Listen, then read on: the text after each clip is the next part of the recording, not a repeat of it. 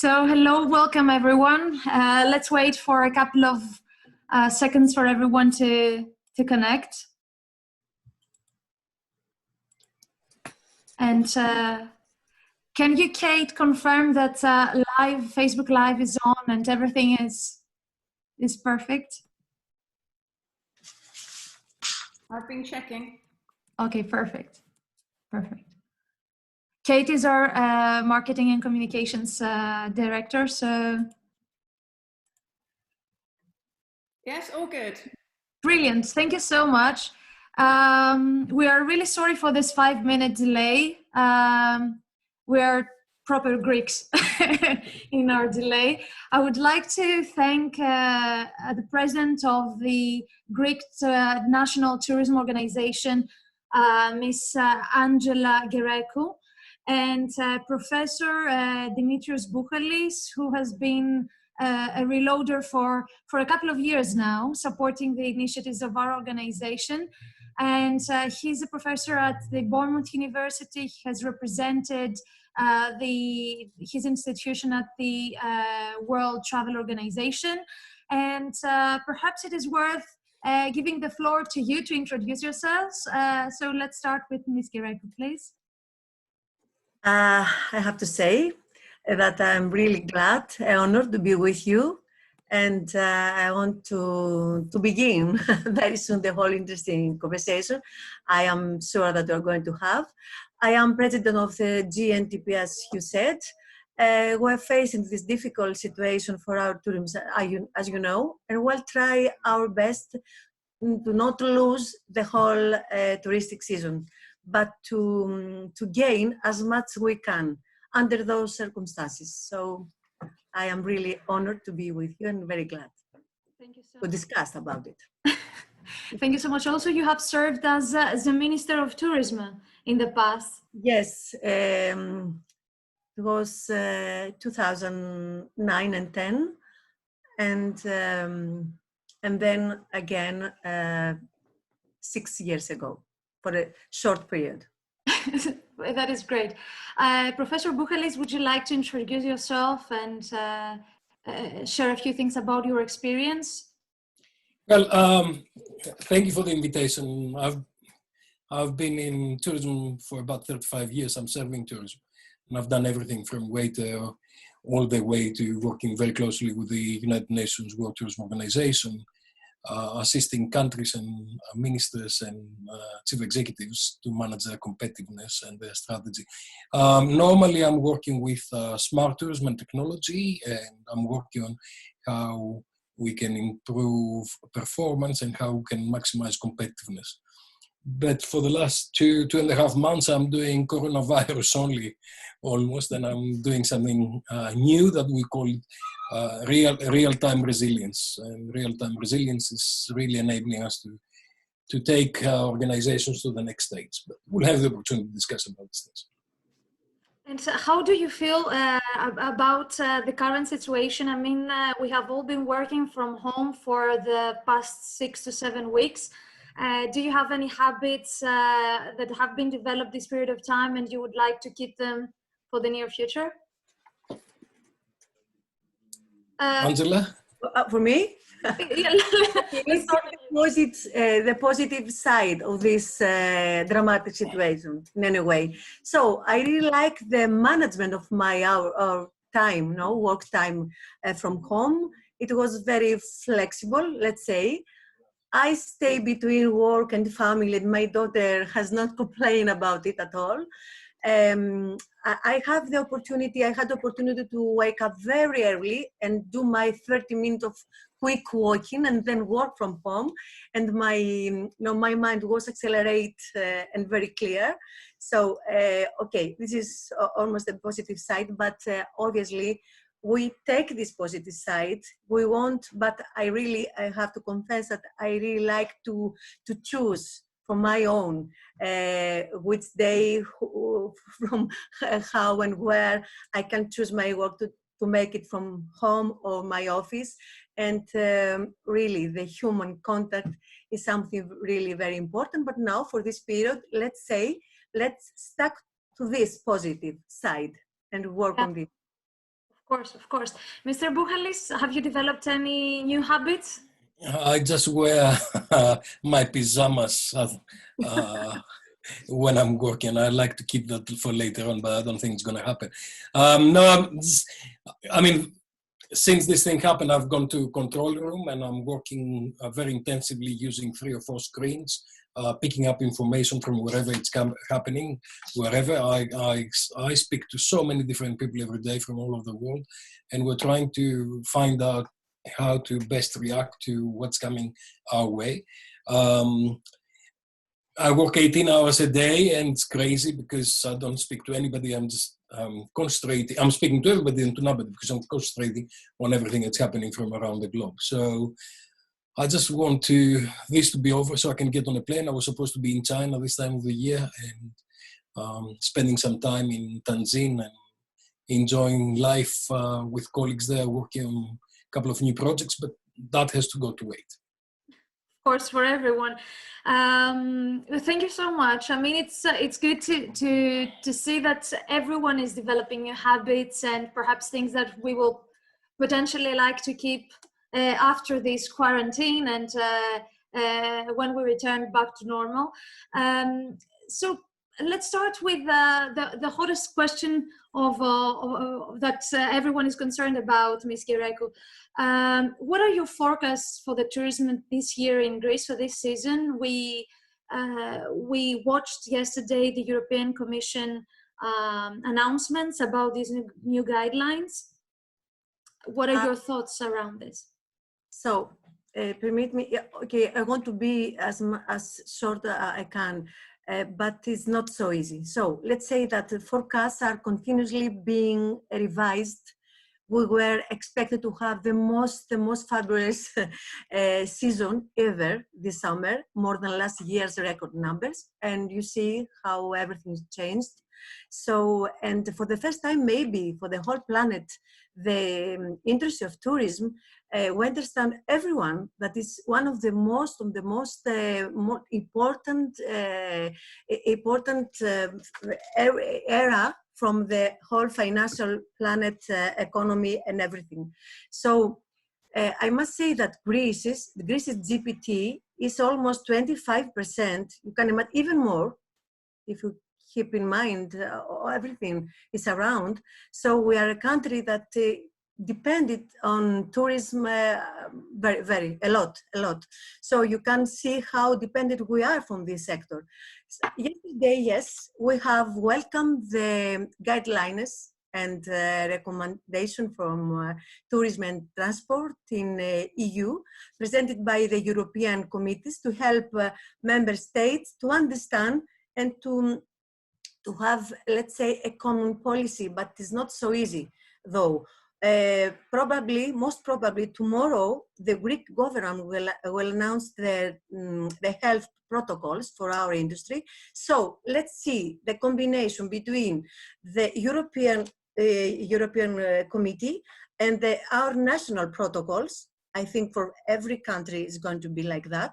So we have the whole picture tomorrow to really know what it's all about and how to go step by step from the day tomorrow.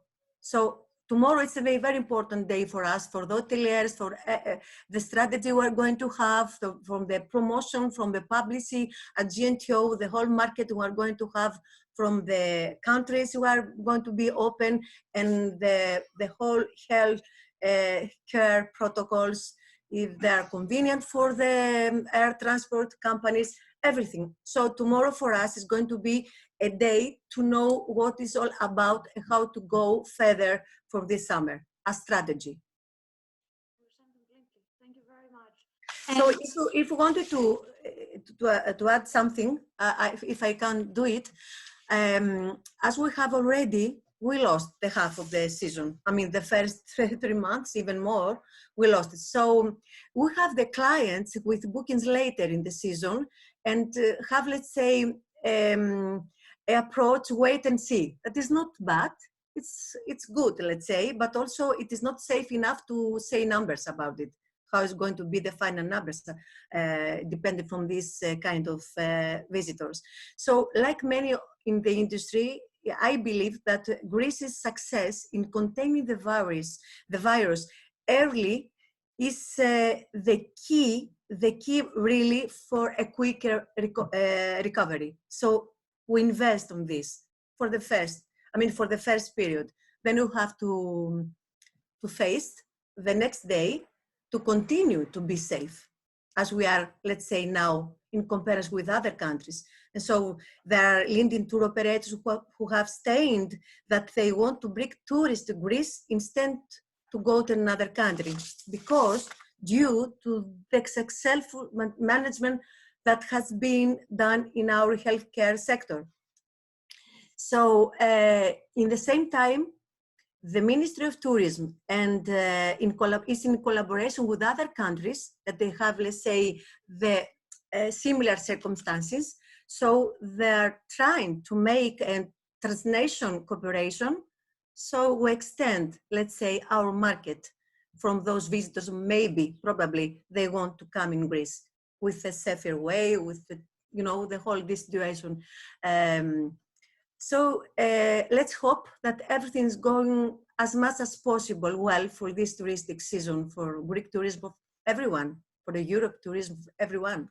But for the Greece, it's like this, as I'm describing to you. We're waiting, and we're in the same time, we're doing a lot of initiatives, we're take a lot of initiatives to see how is the market around with other countries as well, close to us, even not so close, Balkan, and other countries as well. Let's see what is the countries going to open first. What is those countries? And what's going to be the protocol for the aircraft and everything? European community says that not distance in the aeroplanes, but only the masks. Let's see. Those are the situation that is going to be put it on the table and discuss about it very soon, because the 1st of July, that probably we're going to open our tourism in Greece. It's not so far. It's very, very close, let's say, for the summer season. And let's hope that we can extend this season for September and October, if everything is going to be okay from coronavirus side. Thank you very much. Professor Buhalis, would you like perhaps to share with us your views in regards to the Mediterranean region in general, from your research and knowledge? No, actually, I would like Ms. Gerekou to explain to us when she expects as Greek National Tourism Organization for the season to start, and when she expects hotels to open. From what we've heard, these hotels, 12-month hotels, the ones that are not seasonal, they open in the 1st of June. Other than that, there are rumors. The minister has talked to BBC, and he said about the 1st of July, seasonal hotels will open. A lot of other rumors go around. Ethnos today was publishing that on the 8th of June, seasonal hotels will open in the different destinations. Do we have a date? Exactly what you said, Professor Buhalis. There are rumors. That's why we want to wait for tomorrow, let's say, or after tomorrow, to have really a precise schedule. What is going for us to face? What is going to face it? Because, okay, we're talking about 12 months hotels that is going to be open. They're going to be open, let's say, the rumors, they say, of June, but we don't know exactly when, because everything depends from when they're going the countries leave open our frontiers, when the aeroplanes they're going to flight, and which is the protocol of health as well. Okay. Well, this is a chicken and egg, really, because if we don't know when we open, flights cannot open. So it's a chicken and egg. As I said before, talking with tour operators, it seems that they are ready with their customers to come to Greece.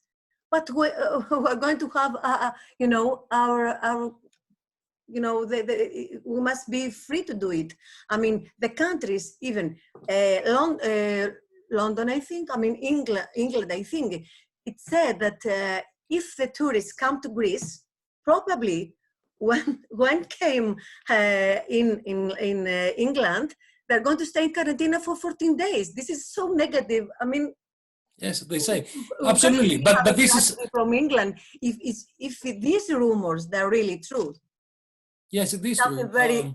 very exact as are talking now. We don't know exactly. That's why I'm saying the May is going to be the month that is really show to us exactly what we're going to do. The month, but we have some scenarios because we must have alternatives. You know, even from GNTO, we have almost ready campaigns, for promotional for our country, depending from when the countries are going to be open. That's why we're going now a platform where now we have a platform, Greece from Home, if you know about it, to keep warm the memory from Greece to the people, to our visitors, let's say visitors if they want to come, when they're at home in our countries as well. It was the minimum we couldn't do it. I mean, to keep it warm and to keep alive. One can understand perhaps that this is a critical period of time, and perhaps this is the week that a lot of decisions will be taken. So perhaps it is worth moving on to the other questions we have, because it's going to be a chicken and egg on the on only thing everything. that's really, Veroniki, I think the only thing that's really critical that Ms. Gerekou and the Minister and everybody else in tourism needs to understand is the fact that hotels do not open just by opening the door. Especially seasonal hotels will need 2 months worth of preparation. They need to employ staff. That currently staff cannot go to destinations. They need to train them. They need uniforms. They need to open up. They need to train the new protocols, that the new protocols are not there yet. So it's really, you know, I hear everything that everybody's saying, but I'm really very stressed and I'm bringing a lot of comments from colleagues who operate hotels in Corfu, in Kos, in Rhodes, in Crete. I am from Corfu. I know that, we've met there as well, and a lot of my friends in Benices. 99% depended from tourism, Corfu. Absolutely, and every Saturday morning, one of your compatriots, Mr. Pachis, is organizing a meeting where we try to get together to help Corfu restart again. But everybody is asking for a lot of questions, and a lot of questions that a lot of conflicting messages are coming out. And I think somehow we need to get to the bottom of it, and we need to understand what's happening, and we need to see how we can help hoteliers, travel agents, tour operators to prepare, because they need 45 days to 2 months to prepare, because otherwise they're not going to be able to operate. I agree totally with you. We need the answers. You know, we need the data. What we're going to do, it depends from what we have in front of us. In front of us, we really have a sand that moves everywhere. That's why I'm saying 3rd July maybe. I mean, in order to this period, from this moment, tomorrow, after tomorrow, and the whole June, because I don't know if the 20 months hotels, they're going to be open for June, but actually don't lose the whole period of tourism as much as we can, and to support, and our government support even financially the employers, the entrepreneurs, and everything has to do with the touristic economy as much as possible, because you can understand it's for the first time we face this so weird and so difficult situation. So let's keep together, because our hoteliers, they're really they want so much to help the Greek tourism and the employers. And of course they do. They've got to operate and they've got to make some money. They've got to pay their employees. Absolutely.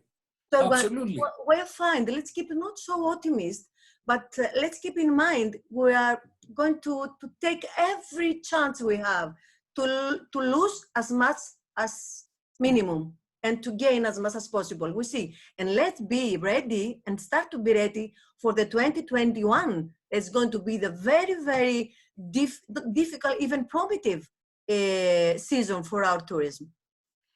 You're giving me the opportunity 21, but we must be ready from 22 for 21. So we have a lot to discuss and we need the answers. Okay, let's stop here because the issue is so big. Well, yeah, this is the question that will never stop. But thank you so much, because you're giving me the opportunity to move on to the next question, perhaps, which is focusing into the effects of this pandemic. Tourism sector has been affected tremendously, and not only in Greece but also the Mediterranean. So, do you think that there is a chance for the tourism sector to move, especially for Greece, to move towards the sustainability path? I mean, we see this trend as an organization working with startups. We would like to see from your view, representing the GNTO and then Professor Buhalis, if there are any initiatives taken from the government's perspective. My response is absolutely yes. It is the best opportunity for sustainable Greek tourism to emerge after COVID-19 crisis. It's not so easy, what I'm saying, but it's the big opportunity. As you may know, we have already signed with the Global Sustainable Tourism Council to educate, first of all, and transform the people of the tourism industry and adapt more sustainable strategies, let's say, that is the new future in the tourism era. So during the lockdown, I must say that we were being trained as much as possible. Also, we collect data. It's very important through this and all under the euphoria prism. It could talk about the need for certification based on international standards at all levels, always taking advantage of technology and digital transformation. But I must say something. Talking about the technology that all of us, I think, we agree that we need it. We have to invest on this and to support and to expand. I must say something, because this technology is going to be and to help the whole sustainable kind of strategy wisely. Okay, I must say that I have to add before this, because GNTO, it's a very historical national Greek organization, over 70 years old. So a lot of experience, a lot of road it has to do. So we want the GNTO in the coming years, it must be the most important factor as, let's say, as a gateway for information for individual, destination, professionals, association, observatories, universities, a real, let's say, networking, human networking. I'm talking about GNTO. So the digital transformation, because I'm going to connect the strategy for sustainable tourism with the digital transformation, I think we are going to do a very great job and taking this opportunity for this dramatic period we are passing through. But I have to say, even if we succeed with these technological innovations, we still need to change our approach to travel as individuals, just as the planet seems to have take a big, let's say, deep breath during the lockdown. We're also being offered an opportunity for, let's say, introspection. So it's a tool we have to go on differently as visitors for our tourism as well. So the coronavirus pandemic has forced us to see how interconnected the people, systems, organizations in our world are. So while this revelation has been devastating in terms of how quickly the virus has spread globally, it's also shown us how we are able to unite and act as, let's say, individuals, but for the collective good, with ethical codes in everywhere. And sustainability has these ethical codes that we need even for our tourism area. We need for local identities, we need to love and to protect our environment. we need to understand the travelers to us to understand why they choose our country, why they choose to go to Kalamata, to Creta, to Rhodes, to Corfu, to Delphi, to everywhere. So we prefer that. I will not be sad if I'm seeing the numbers to go down as numbers, but instead to go up as quality of tourism, you know, as a new destination, a new narrative that has to make with sustainability, of course. And our country, Greece, has all the abilities, all the tools to go very well in this destination. I think it's the next day for our tourism, for my personal opinion as well, first of all. That is the key, the new narrative we're going to build. Just before I move to Professor Buhalis, I would like to let you all know that you can submit your questions on the chat. And because the time is limited, we can choose a couple or three, it depends on the time, and address them to our guests. Professor Buhalis, your turn. There are some benefits of being in an area for 35 years. I've seen something like 25 ministers or deputy ministers, whatever they are. And all of these ministers have always promised sustainability. And sustainability is one of these nice things that we say, and everybody agrees to it, that we need to be sustainable, right? And Ms. Gerekou was a minister 10 years ago. And again, you know, everybody's agreeing to that, but actually we don't do it. We do exactly the opposite. And if you see what we've... Oh, no, okay. It was vanished because what he said, our professor? Yes, I said that I've seen about 25 ministers of tourism over the years. And every single tourism minister is talking about sustainability, but then we count success with the numbers of people who are coming. And at the same time, we've got the financial system which is supporting investment in new developments, and it's supporting a whole range of unsustainable practices. I was just listening a few days ago, Betty Hadjinikolaou, who was the president of the Greek National Tourism Organization just before you. And also I know Betty from 35 years when she was the director of planning. No. And she was talking about all the new initiatives that actually are not sustainable. We really need to look back to what we mean sustainable. Yes. Do we mean reducing the number of tourists that we are accepting to the country? And if we do that, how are we going to do that? Are we going to take stock out? Are we going to demolish hotels? There's only one example in the world that has happened. 2 hotels have been demolished in Calvia in the 1990s. So I think we really need to be much more specific when we talk about sustainability. It's a nice thing to say, but in actual fact, we need to understand what we're talking about. Let's go back to Corfu. A couple of years ago, we had a huge issue with waste and rubbish and all the rest of it.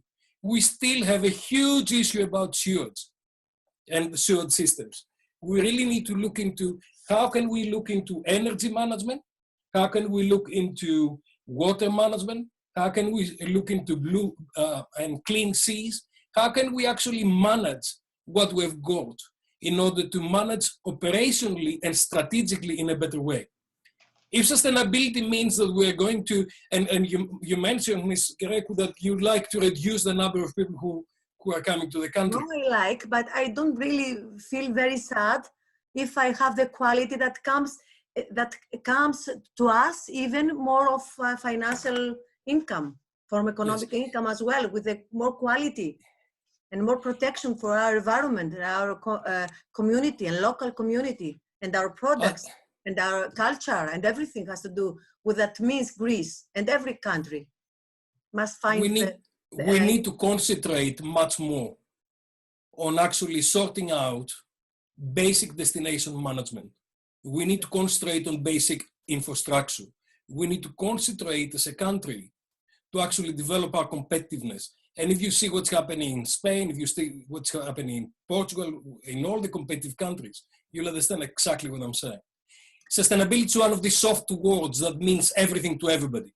But actually, we need to have direct and specific actions to improve the impact on the environment, to improve the impact on culture and society, and to support economics. And it's not about reducing numbers of tourists necessarily, but it's really improving positive impacts. And those need to happen in a much more complicated way. For me, the question was focusing a little bit into the decarbonization, the footprints and the infrastructure, because essentially the question goes down to that. I don't know if Ms. Gerekou would like to add anything further. Yes, I try for a few words. So, Mr. Buhalis, 10 years ago, 12 years ago, when I was Deputy Minister, as you said before, yes, I mentioned and I put on the table all this issue about sustainability.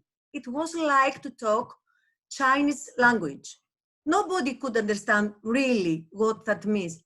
We were ready maybe to understand, even the local authorities, you know. It was so difficult then. Okay. It's still the same, I'm afraid. No. Couple of years ago, we couldn't get the rubbish collected in That's Corfu. Sure, but that depends. So on the issues are not different. The issues are the same. Okay. I agree totally with you. We're not going to talk about sustainability if we're not find solution for what everything we are saying. Okay, but we're now with this momentum. We're passing through a very critical, difficult, dramatic period. If not now, we're not alarmed, we're not open to accept all this it's happening around us and to change, first of all, mentality. When?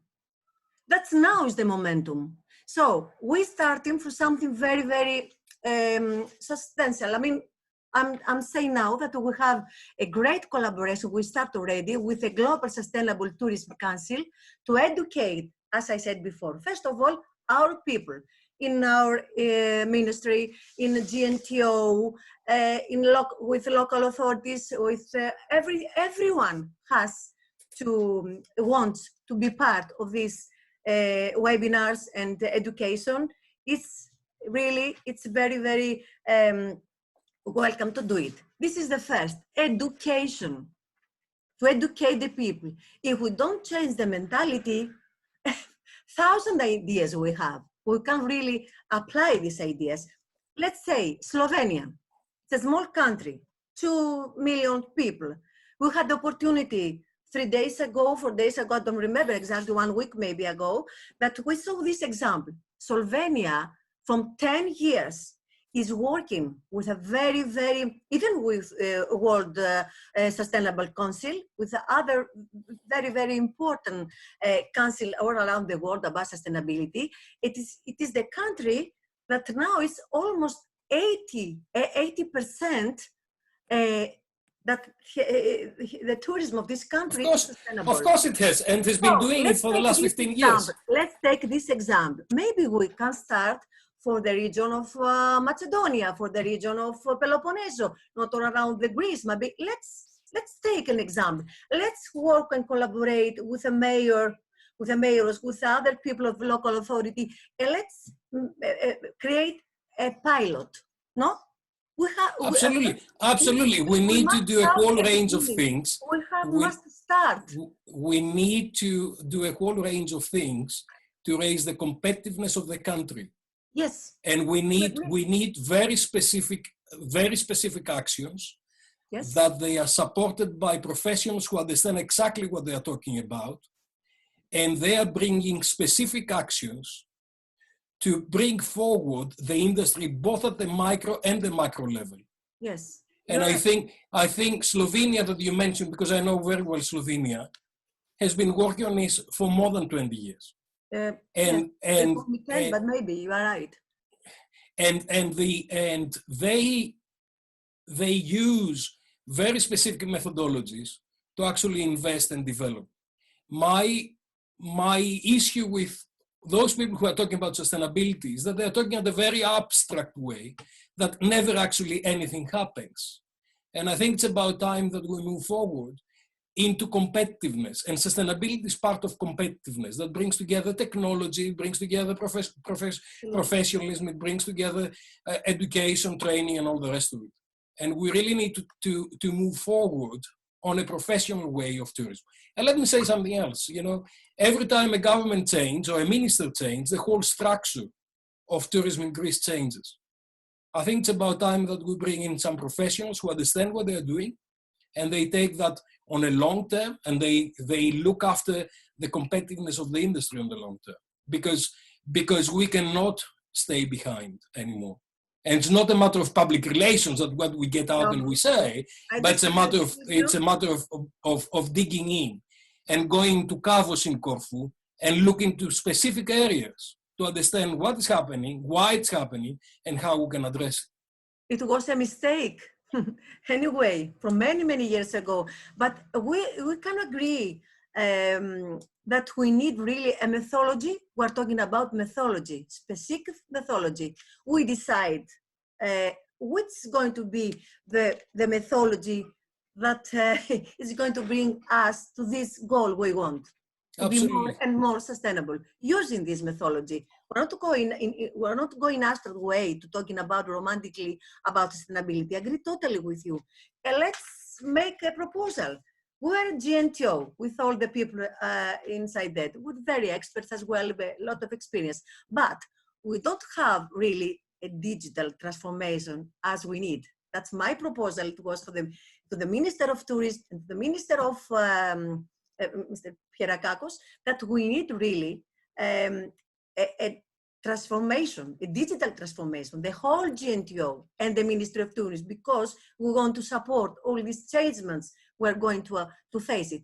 And let's give to you a proposal maybe. We need persons like you, other professors, other experts on tourism. So let's collaborate together to pick up, as I said before, a pilot as a place we want, and let's together try to make this example very realistic. And I hope so. I hope so. As far as technology and digital is concerned, the Greek National Tourism Organization has been doing extremely well. Yeah. You have got some excellent people there. I'll mention Eleftheria Fili, who is yes. I'm working closely with Eleftheria, and I've been supporting her. And when Ms. Varela was there before, to support them, especially going through the very difficult times, when all the information that was going out of Greece was all the troubles and the fires in Syntagma Square. These guys have been doing an incredible job. There are only 2 or 3 people in this very small department, and they are holding the image of Greece in a fantastic way. So you've got excellent people. Yes, I know very well. But your structures, to focus on this. Your structures need to improve dramatically to support professionals to go forward with what we need to do.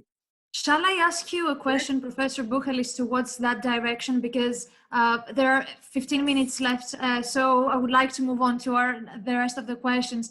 Because you bring that hat with the international expertise as a world expert, and with your capacity previously to the WTO, I would like to ask you if there are any best practices that come to your mind from Southeast Asia or Central Asia that have been handling the virus a few months ago, and now they're launching activities related to tourism. Some examples, 1 or 2 perhaps, you would like to share with us? Well, if you understand Asian cultures, China in particular, and then the whole region, Hong Kong, Taiwan, they are very much, Korea, they are very much into technology and smart technologies. So what they do is they've got a whole range of systems that are all interconnected. They all collect information in real time. They analyze big data in real time, and they are making decisions in real time. Having said that, in many of these countries, privacy is not an issue, because there are different kind of mindsets where governments have got much more power than in a lot of European countries. So a lot of the best practices happen now because what they've been doing is tracing people where they've been based on their mobile phones, and they had traceability back to individuals, where they went, who did they meet, how long did they meet them, because of the proximity of mobile phones. And that way they could really reach people who have been close to coronavirus sufferers and isolate them very quickly. What has happened in China, and I don't believe the Chinese numbers, but what has happened in China is they enforce the quarantine much, much more heavily than a lot of European countries could ever imagine. And that is some of the things that they were doing. I think some of the latest technologies that are coming from the region, you need to understand the people in the region. The people in Asia, they trust their governments, they believe their governments, and they obey their governments. I've been watching Greece very closely. I was in Greece up to middle of March. Then I came back to the UK. And I was watching how the Greeks were behaving, which most of the Greeks were behaving fantastically well. But then I was just sharing the agony of Mr. Kardalias every day on what he was trying to do, and to make sure that people were going in and people were just questioning, oh, why should I? And you know, and we see now every time that something is happening, like in Larissa now, with people that they went to the funeral and immediately a whole community is infected really badly. There are a lot of, because I know that we have got a lot of startups in your group. There are a lot of applications that they are now coming forward.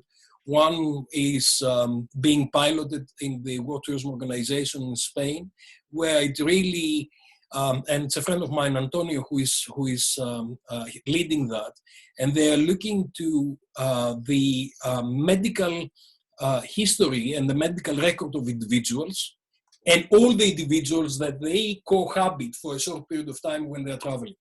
And they are looking to where have they gone, how long did they stay there, did they go to the coffee place before getting on the plane, where did they sat on the plane,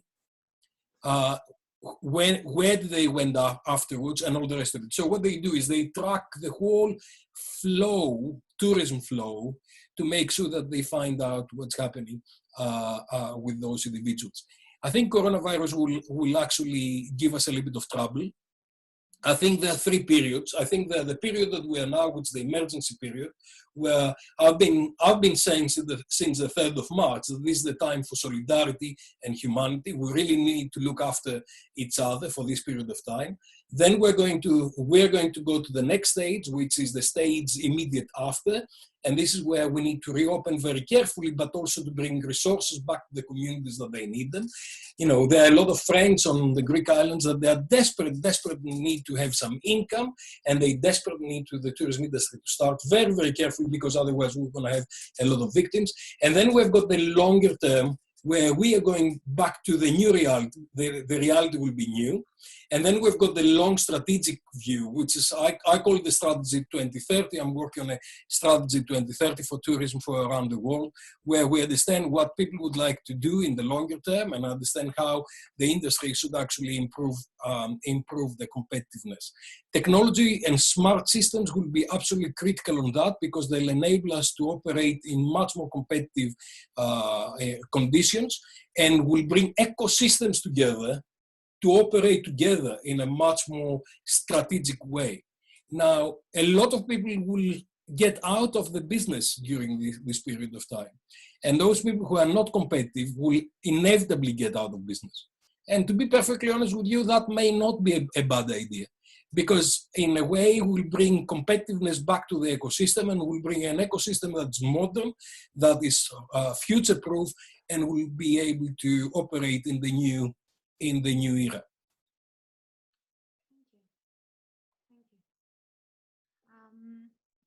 Perhaps I would like to ask in this regard, taking this opportunity, and ask Ms. Gerekou if, according to your thoughts within the GNTO, you believe that there are startup initiatives and technologies that can benefit the industry from perhaps making it a bit more efficient within the hotels and travel sector. You're muted. Let's unmute you. Can you unmute yourself? Because for some reason I can.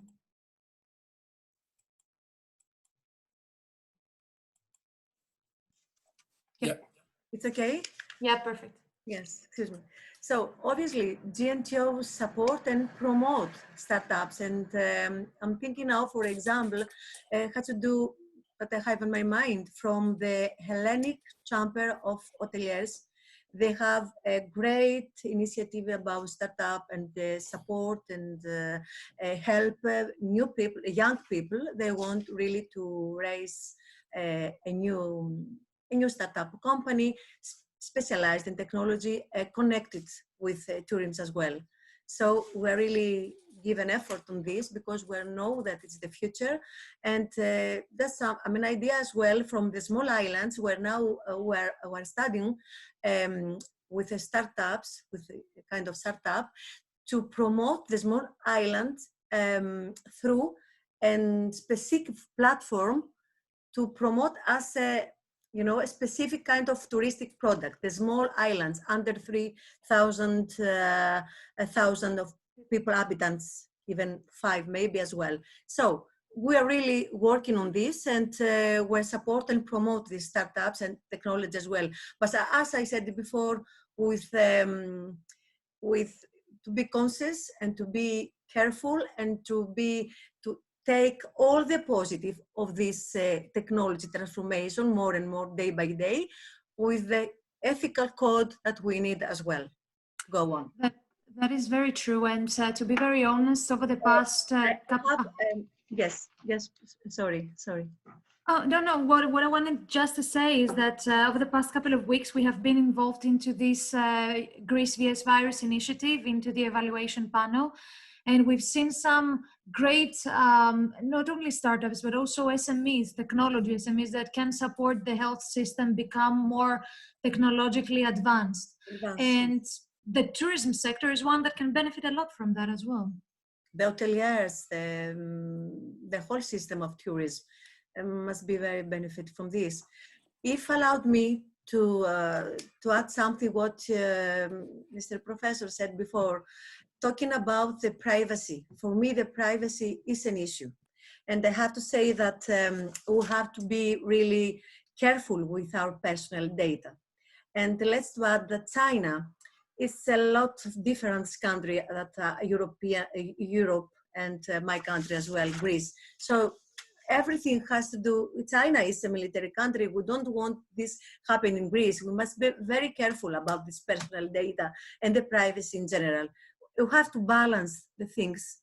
And as the ancient Greeks said before, we have to have a measure and harmony on this decision we are faced to take it. I mean, so if we have a lot of, let's say, elements we don't know, and every day we have new elements. We have a lot of information all around for very great scientists, but none of them, all of them, they have the same ideas. They have the same statements. So we have to be alarmed. We have to be informed well, as much as possible. We have a critical mind. We have this critical mind. So we have to be very careful and decide for our best, not only for us, for the community around the global community. So I have to say even something to the professor that we need here in Greece, let's say a specialist in sustainability, going again to sustainability. So as much we have as a specialist in sustainability to our country, we have already, but we need more. So education, more specialists, and we're going forward very soon, even under and through this critical, dramatic situation. Let's take it, as I said before, like an opportunity. There is no other way then. There is no other way. We don't have every other option, you know. We have dedicated to succeed. We have really, we must succeed. Step by step. Of course, and there is I mean, we don't have enough time for taking all of these questions. Perhaps it is worth taking a couple, one for you and one for Professor Buhalis before we resume. I would like to perhaps ask you in regards to one question related to something excited, which is the glamping. It's a Yes. it's a term that many people may be familiar, may not be familiar, but in Greece it's something that we could apply. It's a new form of tourism, bringing people closer to the nature. So Emma, who is running a business in this sector, is Emma, asking... I know very well Emma. It's an excellent professional. Fantastic, fantastic. So she's watching us now. So her question is related to that. She's asking, do you think that we will be in a position in the near future to use this form of upscale nature tourism to bring tourism revenues at all regions of Greece?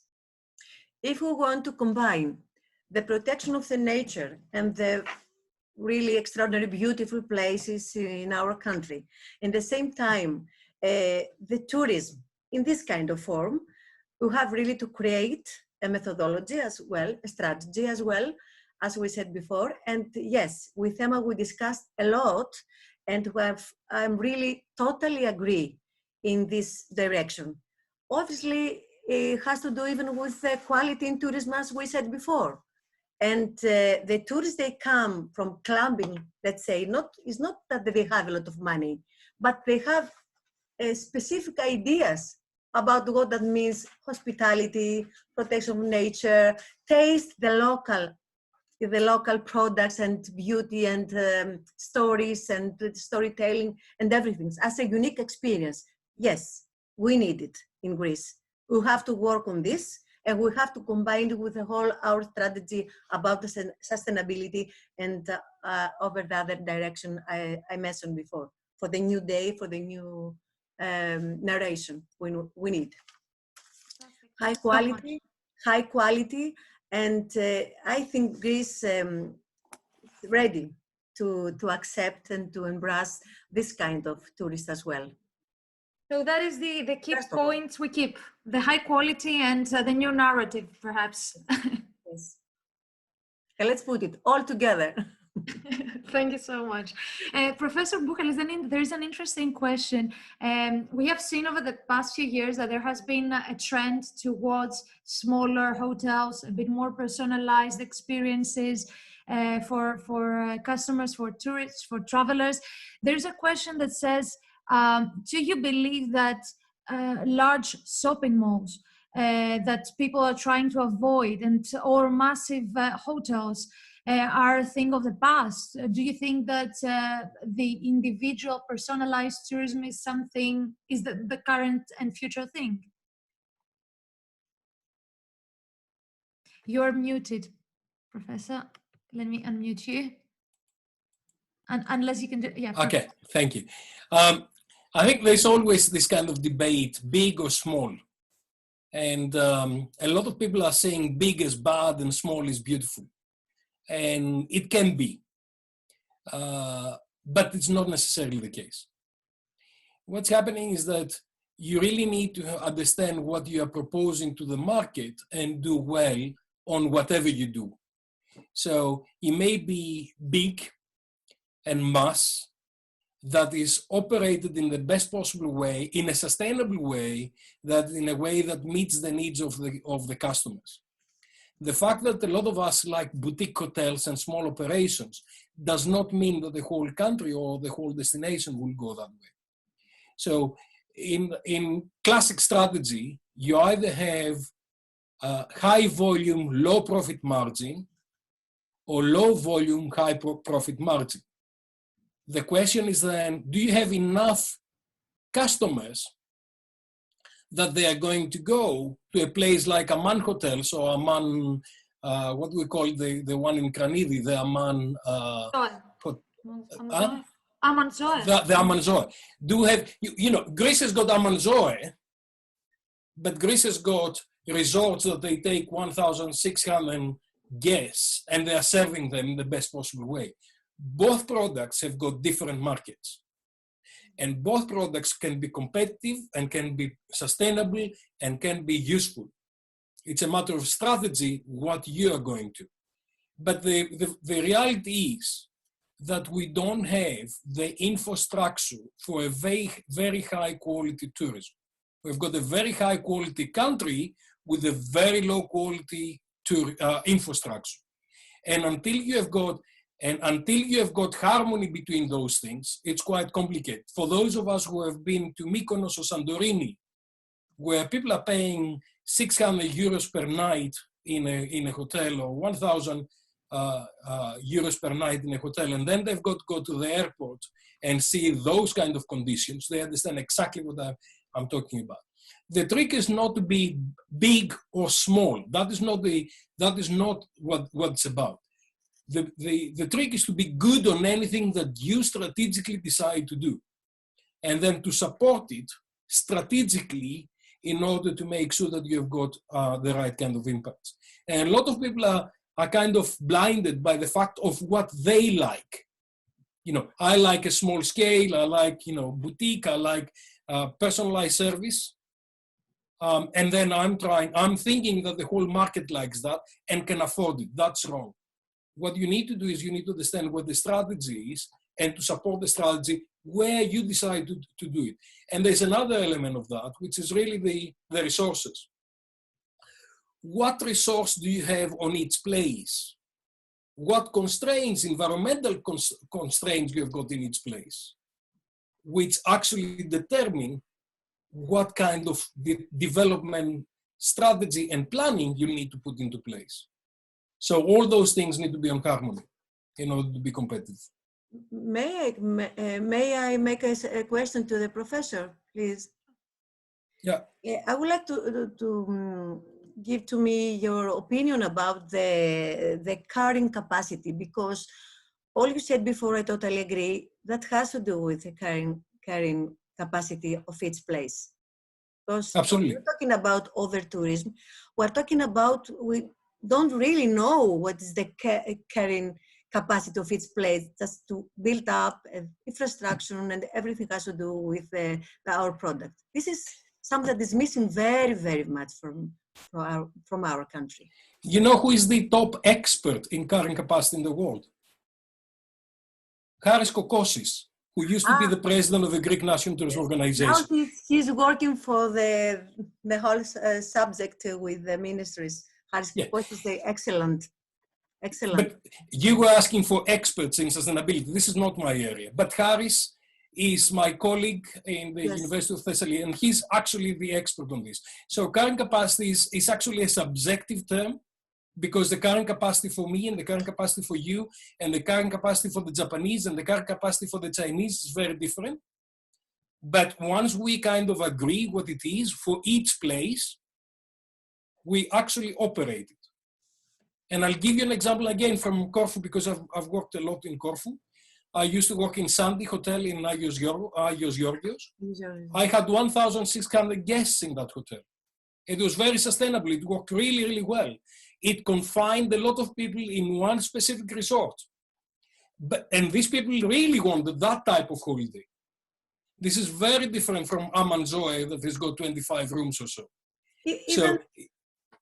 So we really need to understand how we can operate at different. First of all, we need to decide what we need to do. Now, there are a lot of mistakes that have happened in the Greek tourism industry for the last 40 years that we cannot go back.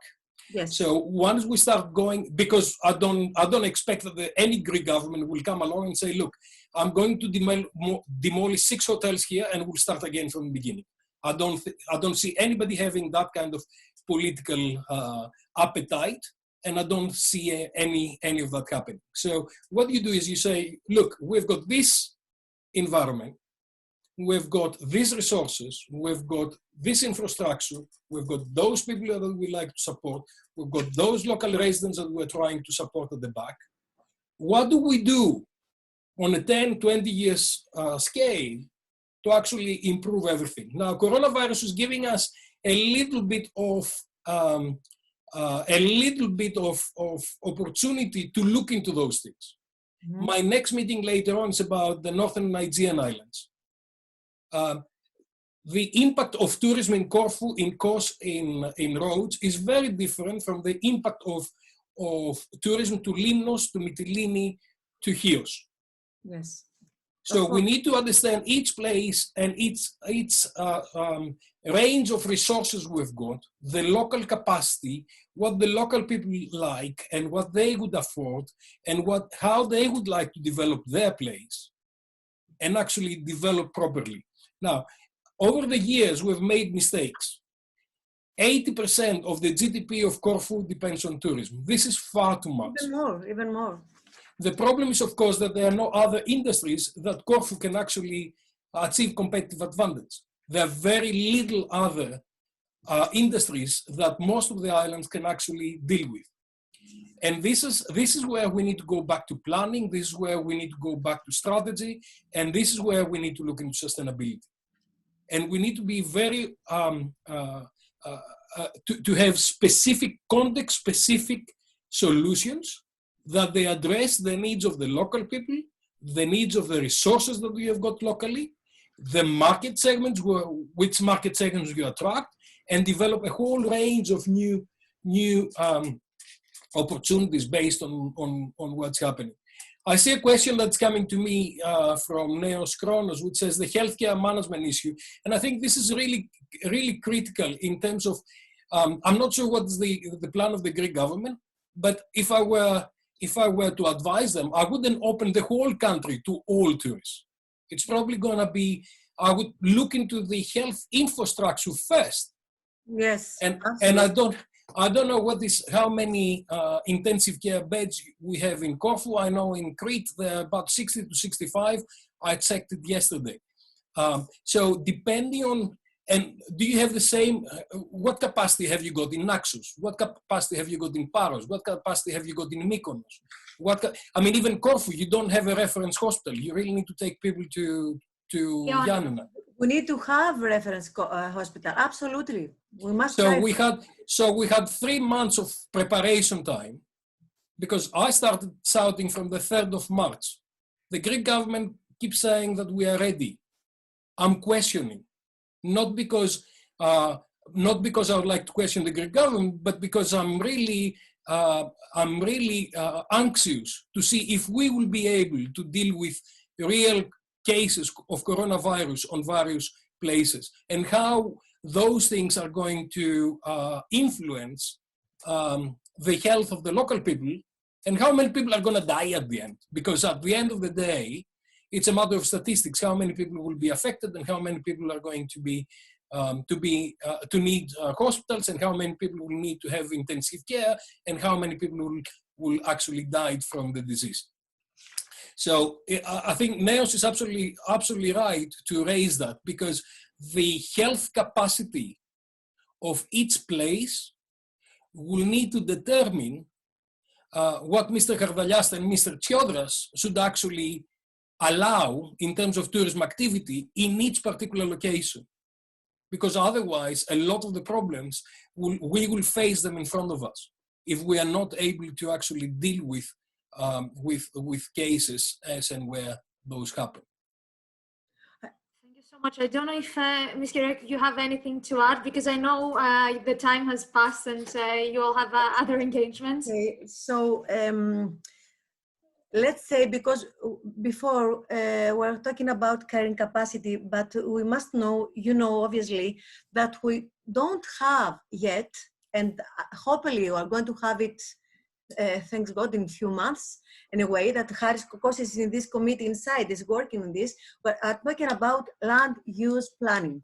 If we don't have land use planning, how we can work on this specifically for each place, each island, each, land to everywhere. Absolutely.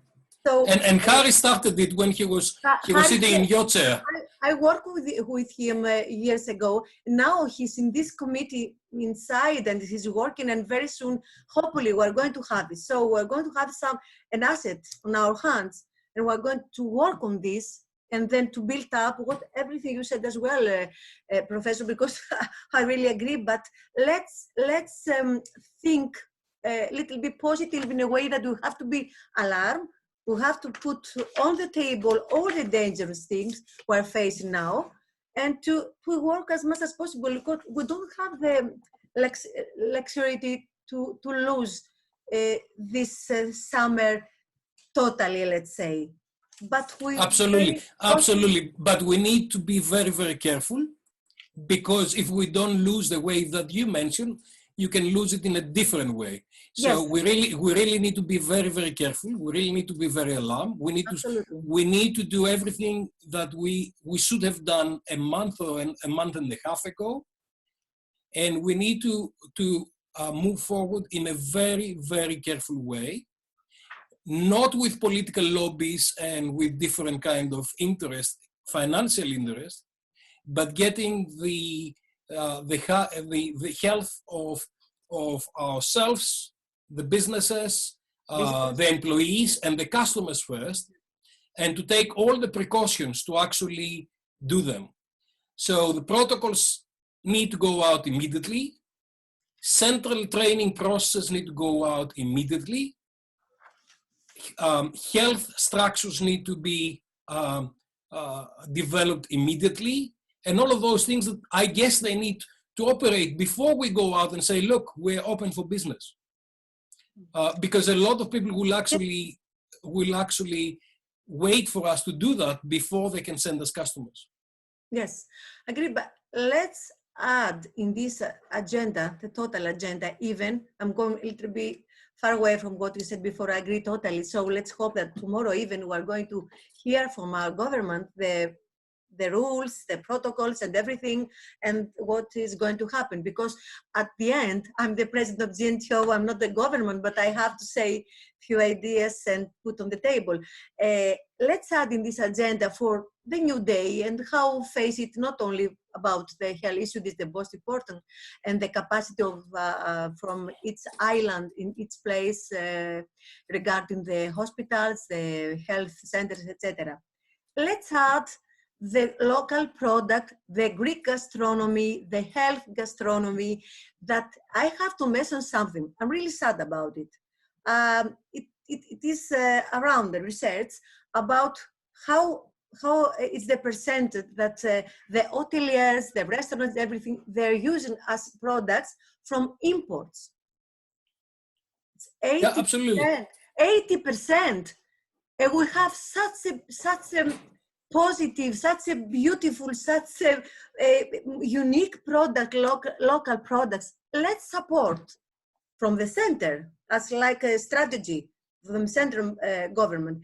Let's really support all this era from the local products with the identity of each place, and instead of 20% in hotels and the restaurants, let's use the 50% of our Greek local products. And then we see that another era is developing very, very, very well, and add in the financial way even the income we have in this area, the combination tourism and the other area of agriculture. Absolutely. You need to